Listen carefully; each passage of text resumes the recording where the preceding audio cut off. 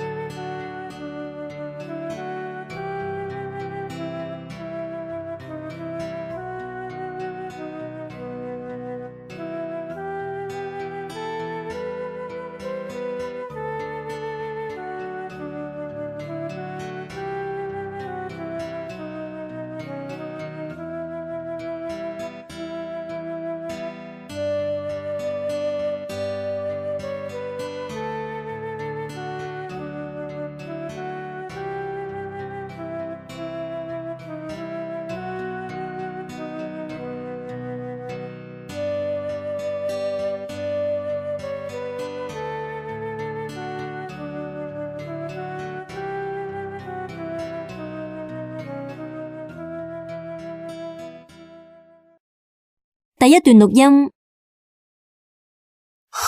詠琳、嘉琪，點解你哋咁早就到嘅？黃老師呢？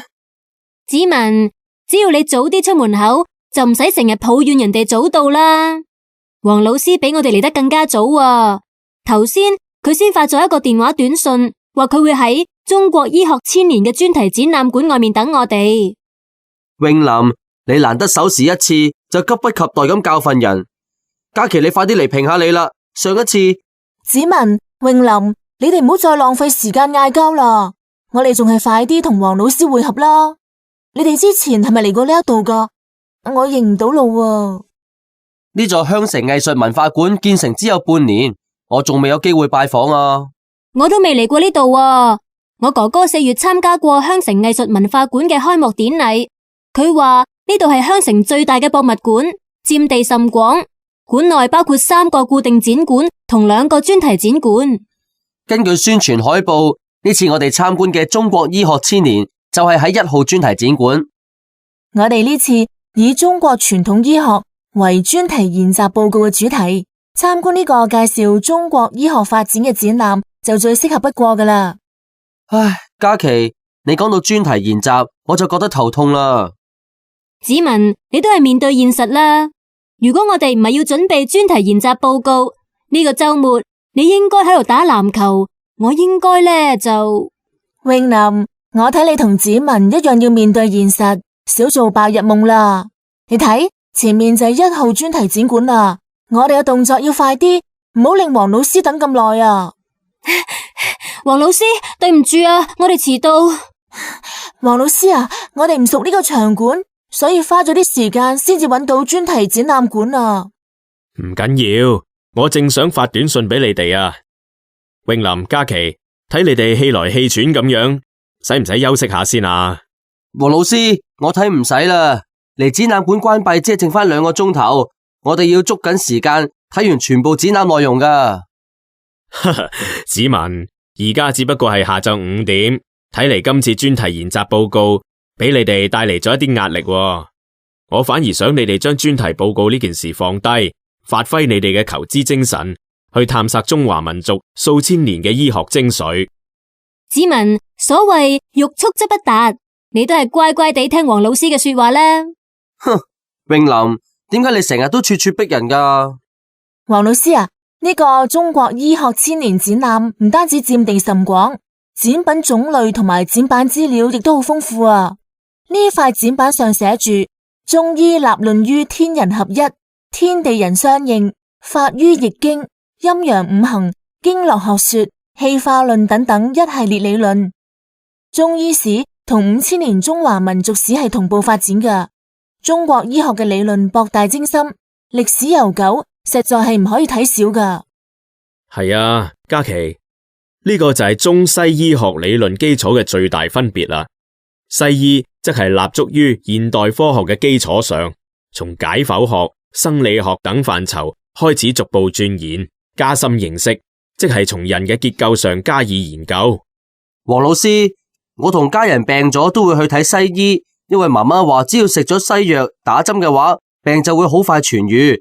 好似上星期我得咗腸胃炎，食咗消炎藥，打咗針，唔使幾日就好返啦。其實點解唔將今次專題研習嘅範圍設定喺更加先進嘅西方醫學呢？子文，我覺得你太唔了解西醫嘅特點啦。食西藥無疑能夠快速舒緩病徵，但係西藥效力太猛，副作用亦都比較多。好似服用消炎藥，一般會令病人胃部不適，於是醫生要同時開舒緩胃部不適嘅藥物俾病人，以及對病情未必有直接幫助嘅維生素、止痛藥等等。病人往往要食一大堆紅紅綠綠嘅藥片。你睇下呢塊展板上面嘅介紹啊，中醫利用天然草藥治病，藥性較溫和，能夠固本培元，根治疾病。西藥只不過係頭痛醫頭，腳痛醫腳啫。詠琳，講西藥副作用多，只係你嘅個人感受啫。我哋身處於高科技年代，所有事情都講求科學研究。以西藥嚟講，唔單止成分品質受到嚴格監控，仲有臨床實證同大量研究數據支持，比中藥有系統同安全得多啊！子文，你睇下呢塊展板先啦。中國早於秦漢時期已經編定咗現存最早嘅中藥學典籍《神農本草經》，書內記載嘅藥物就有365種，仲有系統咁樣分為上品、中品同下品3品。我國擁有數千年中醫藥嘅臨床驗證歷史，係西方醫藥遠不能及噶。第一段錄音播放完畢，請用4分鐘完成題目。